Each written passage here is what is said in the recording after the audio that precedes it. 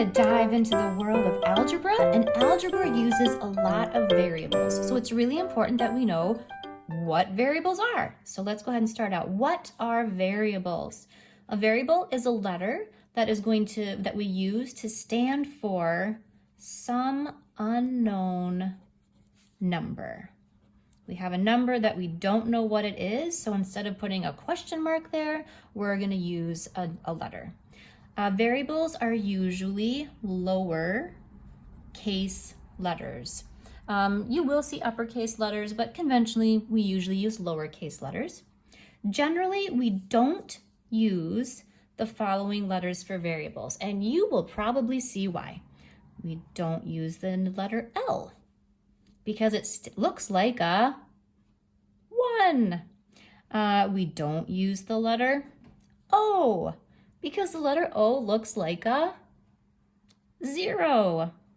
We don't use the letter S, at least I don't like to use the letter S, because when we write really sloppy, the letter S can look like a 5. You will see people use S, but I don't like to.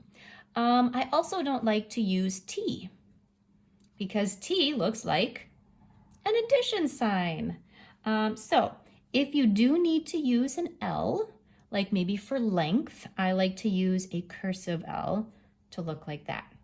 If you do need to use an O, for what reason I don't know, I like to use a cursive O and do a little curly like that. If you want to use a T, I do a T that has kind of a little loopy guy there, so it looks like a T and not like a plus sign. We don't want our variables to turn into other things that they're not. All right, in a problem, just so you know, the number that we normally use a lot, we like to use X. And X can look like, if you write it like this, it can look like a multiplication sign. So generally I don't like to do my X's like that. I do them kind of cursive, and I'll kind of do like a little bloop and a bloop, so it looks more like an X and it doesn't get confused with a multiplication sign. So the ones we use a lot are X's. You'll see Y's a lot. You'll also see A's and B's a lot. Those are ones we use a lot. You will see other ones. Z's, I do my Z like this, and I put a little line through it so it doesn't look like a 2. All right, in a problem, the same variable stands for the same number. So within one problem, X will always stand for the same number. Now, within different problems, the variable can change.